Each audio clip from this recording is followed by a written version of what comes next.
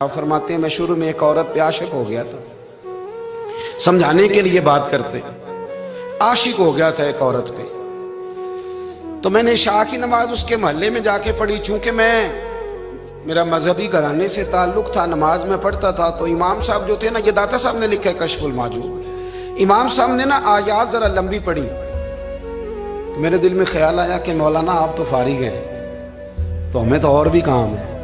تو کہتے ہیں نماز سے فارغ ہو کے میں اس کے گھر کے چکر لگاتا تھا، ساری رات گھومتا رہتا تھا۔ وہ چند لمحوں کے لیے چھت پہ آتی تھی، دو ایک بات کرتی تھی، چلی جاتی تھی۔ حد یہ ہے کہ مجھے کبھی اس پہ غصہ بھی نہیں آیا، اور اس کا انتظار کر کے کبھی میں تھکا بھی۔ یہ داتا صاحب لکھ رہے ہیں۔ حضرت عبداللہ ابن مبارک فرماتے ہیں ایک رات میں گیا، اسی طرح میں نے نماز پڑھی، پھر میں اس کے گھر گیا۔ میں ساری رات، سردیوں کی ٹھنڈی رات، 11-12 گھنٹے اس کے گھر کا طواف کرتا رہا، معاذ اللہ چکر لگاتا رہا۔ آدھی رات کو سحری کے وقت وہ چھت پہ آئی 1 منٹ کے لیے، اور کہنے لگی گھر میں مہمان بہت زیادہ ہیں، آج بات نہیں ہو سکے گی۔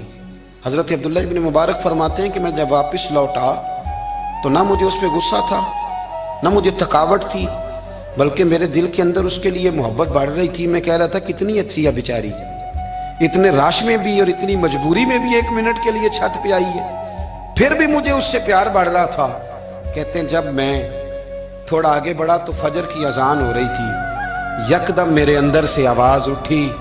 میں نے کہا عبداللہ، اگر تو ایک عورت کے لیے ساری رات کھڑا رہتا ہے، نہ تھکاوٹ ہوتی ہے، نہ غصہ آتا ہے، بلکہ پیار بڑھتا ہے، اگر عورت کے لیے بندہ کھڑا رہ سکتا ہے تو رب رسول کے لیے بھی کھڑا رہ سکتا ہے۔ پھر تراویح پڑھنا کوئی اتنا مشکل کام نہیں ہے، پھر تہجد کے لیے اٹھنا کوئی مشکل کام نہیں ہے، شرط یہ ہے کہ پیار ہو جائے۔